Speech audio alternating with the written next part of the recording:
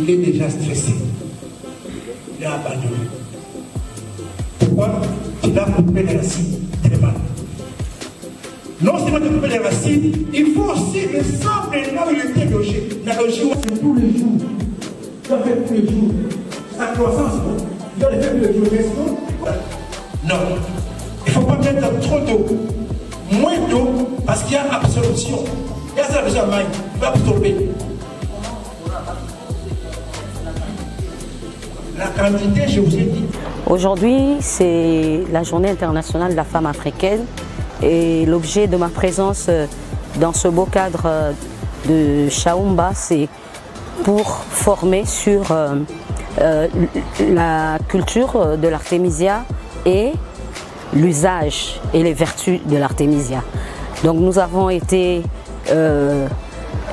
invités comme partenaires pour un appui technique, pour former les membres de la synergie des femmes pour le développement et la paix, l'objet de notre présence.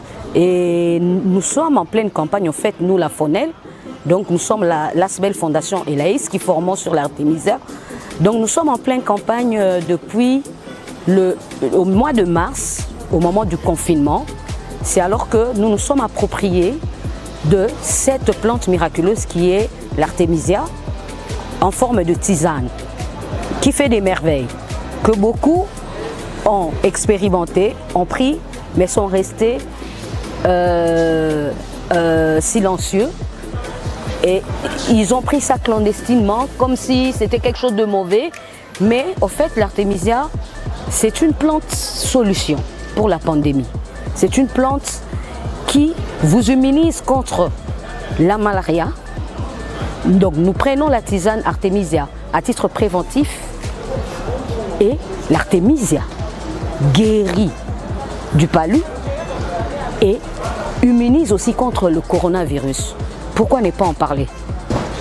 Donc je pense qu'il est temps qu'on puisse se dire des choses véritablement en face, que la solution des familles en cette période de la crise économique mondiale, c'est l'artémisia. Parce que l'artémisia vous immunise et vous éradiquez le palu avec l'artémisia à moindre coût. Nous vulgarisons l'artémisia pour que toutes les familles du monde, de l'Afrique et de la RDC en particulier, puissent planter dans les parcelles des petits jardins d'artémisia. Et pour ceux qui sont ambitionnés de faire des grandes plantations, pourquoi pas? Pour que le prix puisse baisser et pour que l'artémisia soit à la portée de tout le monde.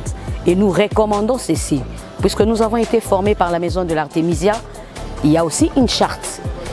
Il ne suffit pas de vouloir se lancer dans l'artémisia, faire un business avec l'artémisia, mais à quel but vous le faites?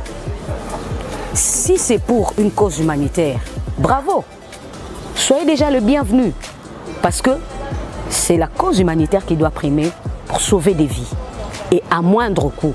Raison pour laquelle nous vous invitons à chercher des cadres appropriés, comme la maison de l'artémisia, comme tant d'autres maisons à travers le monde. Mais nous sommes un produit de la maison de l'artémisia, donc nous ne pouvons que parler de ce que nous connaissons pour vous dire que c'est une façon de réglementer aussi l'artémisia en Afrique et en RDC pour sécuriser la santé des Congolais. Si nous le faisons pas dans les normes, nous risquons aussi d'aller à l'encontre. Mais l'objectif primordial, c'est de planter l'artémisia et d'utiliser les vertus de l'artémisia en forme de tisane.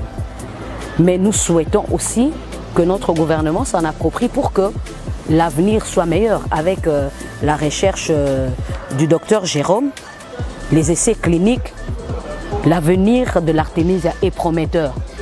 l'Artemisia va vraiment aider un grand nombre de la population pour que nous puissions sortir de cet esclavage des produits qui ne nous apportent pas solution.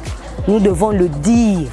Nous ne pouvons pas continuer comme ça parce que chaque année, il y a un taux de mortalité accru du palu.